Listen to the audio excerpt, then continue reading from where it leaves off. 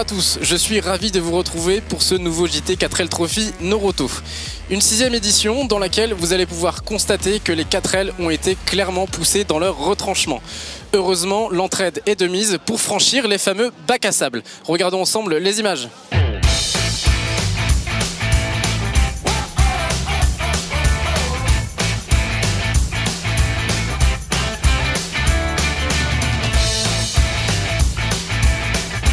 Là, on a fait un petit tour là, sur les pistes, on a vu quelques 4L, on a aperçu ce qu'on appelle les bacs à sable.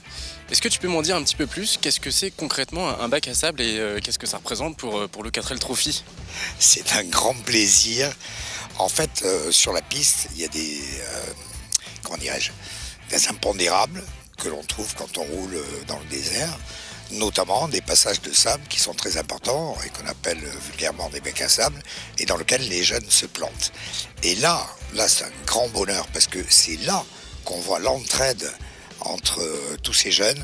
Ils se poussent, ils se tirent, etc. Ils s'en sortent seuls et c'est un vrai régal, quoi, parce que la solidarité, là, l'entraide prend tout son sens.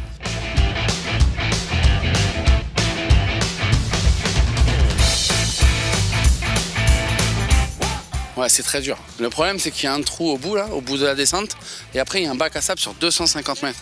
Et c'est très dur. S'il ne reste pas dans les traces, s'il ne reste pas en première, il se tanque, et après, il faut tout pousser. Comment ça se passe? C'est quoi le truc pour sortir de l'ensablement? C'est la solidarité.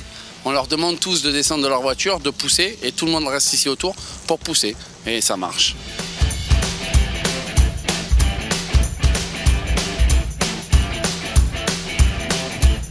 Bac à sable, c'est marrant.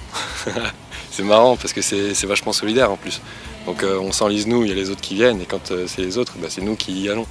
Donc c'est vachement top. On est resté bloqué dans des bacs à sable, mais du coup le problème c'est qu'on était que tous les deux ou une voiture derrière, et à 3 c'est plus compliqué de pousser, alors que là avec l'organisation il y a une dizaine de personnes et ça passe bien. Plutôt stressant au début parce qu'on tient quand même à notre 4L et on a peur de l'abîmer.